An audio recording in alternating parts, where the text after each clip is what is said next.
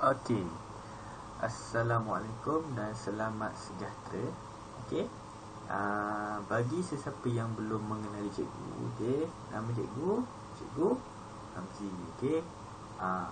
Cikgu akan ajar sains untuk kelas awak. Okey.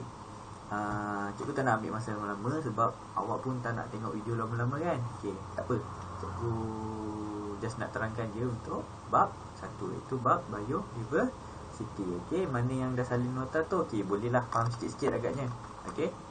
Okey, kita pergi ke muka surat yang pertama. Okey. Kepelbagaian organisma. Okey. Okey, biodiversity ialah kepelbagaian organisma. Okey, apa itu organisma? Okey, organisma ialah semua benda hidup. Okey, semua benda hidup dipanggil organisma. Okey, contoh dalam gambar ni. Okey, ikan kan? Okey, ikan pun organisma. Okey, haiwan pun organisma. Semut pun organisma. Kuman pun organisma. Okey. Seterusnya, habitat merupakan tempat tinggal semula jadi suatu organisma. Okey, habitat. Okey, tempat tinggal. Okey, tempat tinggal organisma kita panggil habitat. Okey, tempat tinggal manusia kita panggil apa? Okey, kita panggil rumah. Okey. Ni contoh ikan paus. Tempat dia di mana? Di dalam laut. Okey, ni siapa ni? Ni tempat dia kat mana? Dalam hutan. Okey, ni laut. Okey, ni bunga, kumbang ni katak. Okey. Ni contoh-contoh habitat organisma. Menang baik ni. Okey. Okey. Okey. Kepentingan biodiversity. Okey, apa kepentingannya? Ialah membekalkan sumber ekologi dan pendidikan. Okey, yang kedua, menjana ekonomi, misalnya melalui hutan rekreasi yang merupakan tempat pelancongan. Okey. Yang seterusnya, membekalkan sebagai sumber semula jadi, misalnya makanan dan bahan mentah untuk industri bahan binaan. Contoh apa? Okey, contoh pokok. Okey, pokok. Kita tebang pokok balak untuk kita buat, okey, kayu dia kita boleh buat rumah. Okey, ada yang buat kertas. Okey, ada yang buat kapal. Macam itulah. Okey. Seterusnya, membekalkan sumber untuk bidang perubatan dan bioteknologi, dan membekalkan perkhidmatan ekologi, misalnya akar pokok bakau yang melindungi pantai dari pukulan ombak yang kuat. Okey, kalau tak ada pokok bakau ni, okey, rumah-rumah yang berada di pesisiran pantai, okey, yang terus menghadap ke laut mungkin akan musnah disebabkan tak ada penghalang. Okey, membekalkan keseimbangan alam melalui kita semula. Jadi seperti kita oksigen, kita karbon dan kita air. Okey, sebab itulah kita dilarang untuk melakukan pembalakan haram. Okey, sebab apa? Sebab bila kita lakukan pembalakan haram, okey, kita dah menghilangkan keseimbangan alam. Sebab itulah berlaku tanah runtuh, berlaku banjir. Okey, sebab itulah kita diharamkan untuk melakukan pembalakan haram. Okey, sumber ekologi. Okey. Danau Girang di Kinabatangan. Okey. Okey, menjana ekonomi. Taman Nasional Bako. Okey, Taman Nasional Bako ni, okey, kenapa dia cakap menjana ekonomi? Sebab pelancong akan datang ke kawasan ni. Okey, bila pelancong datang, okey, orang di kawasan ni akan dapat duit. Secara tidak langsung dia akan menjana ekonomi. Okey, membekal sebagai sumber. Okey, rotan. Okey, rotan dibuat daripada buluh. Okey, bila dah jadi rotan ni boleh buat kerusi. Okey. Apa lagi yang boleh buat? Okey, rotan. Rotan yang ustaz pakai tu, yang dia sebat awak tu, bising-bising tu kan, dia sebat kan. Benda ni lah yang dia pakai. Okey. Okey, perkhidmatan ekologi. Okey, akar pokok bakau melindungi pantai macam yang cikgu terangkan tadi.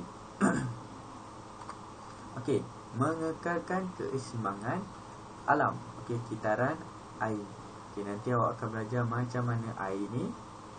Okey, air ni jadi hujan, macam mana dia disejat. Awak akan belajar dalam bab 4 nanti.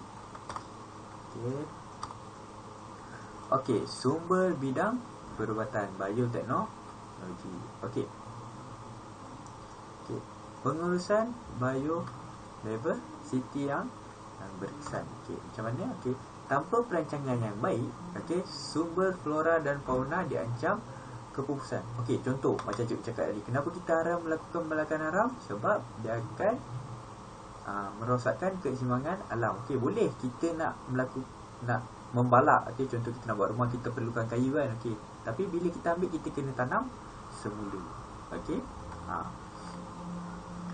Spesies endemik ialah spesies yang hanya dijumpai di kawasan tertentu di bumi dan akan diancam kepupusan. Contoh apa yang diancam kepupusan? Harimau Malaya. Harimau Malaya dah tak banyak dah dekat dunia ni, cuma hanya ada dalam sekitar 300 lebih sahaja. Kerana apa? Kerana semua hutan ditebang. Bila ditebang, tiada habitat. Dia duduk mana? Dia duduk rumah awak ke? Tak ada kan? Dia akan mati sebab tak ada tempat tinggal. Contoh, cencurut hitam. Sungkus atau ialah cencurut terkecil di dunia yang endemik di Gunung Kinabalu. Ni awak boleh tengok gambar-gambar ni. Spesies endemik koala. Koala ni pun hampir pupus, dia hanya ada di Australia. Kangaroo. I have never seen outside Australia. That make me new and endemic. Kenapa dia tak boleh hidup di kawasan lain? Dia hanya boleh hidup di Australia. Kangaroo dan juga apa tadi? Koala. Hanya dia ada di Australia. Kalau ada dekat layang, bila? Hangur. Hangur dia umpama monyet lah. Lebih kurang spesies monyet ada ni. Ni monyet kan.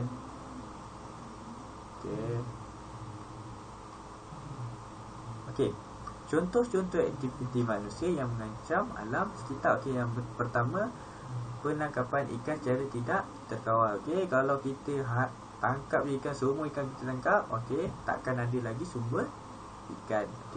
Penyahutanan tanpa penanaman, semula habislah hutan kita. Pembebasan bahan pencemar ke atmosfera. Seterusnya, pencemaran air. Bila ada pencemaran air, awak tak adalah sumber air bersih nanti.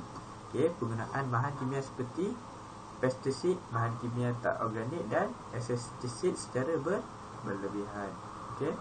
Pembangunan tidak terancam, misalnya projek perumahan. Penangkapan ikan secara tidak terkawal. Contoh macam ni.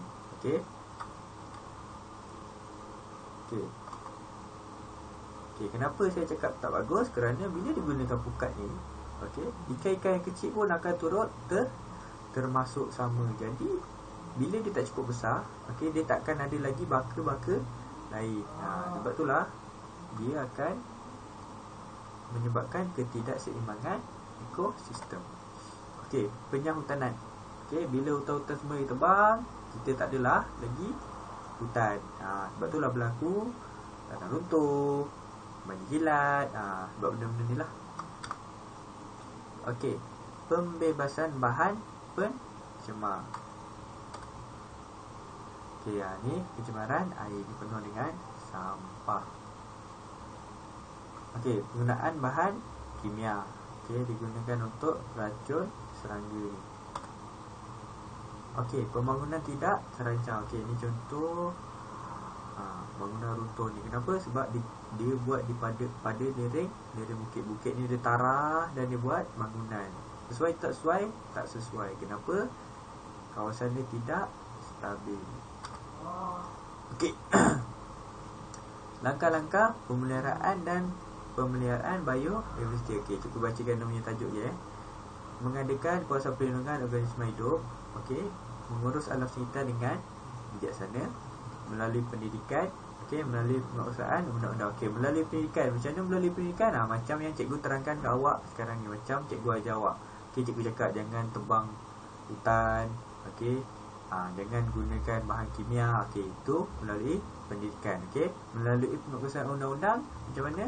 Okey, pembalak haram perlu ditangkap. Okey, pembunuh haiwan liar pun perlu ditangkap. Okey, itu ialah undang-undang. Okey, kawasan perlindungan. Okey, hutan simpan. Okey, hutan simpan ni kita tak boleh usik langsung. Okey, melainkan kerajaan sahaja boleh uruskan perkara ni lah. Sebab hutan simpan ni adalah untuk haiwan-haiwan ataupun organisma-organisma yang di dalam perlindungan untuk mengelakkan kepupusan. Okey, melalui pendidikan tadi cikgu dah terangkan. Okey, penguasaan undang-undang pun cikgu dah terangkan. Okey, mengurus dengan bijaksana. Okey, mengurus dengan bijaksana macam mana? Paling mudah, bila awak tebang, awak tanam semula. Okey, itu paling mudah lah untuk awak ingat. Okey, itu saja untuk hari ni. Cikgu pun tak nak cakap banyak-banyak, sebab kalau cakap banyak-banyak nanti awak bukan faham. Okey, cikgu terangkan sikit-sikit. Okey, itu saja. Nanti cikgu akan bagi latihan. Okey, terima kasih semua sebab menonton video ni. Assalamualaikum. Bye.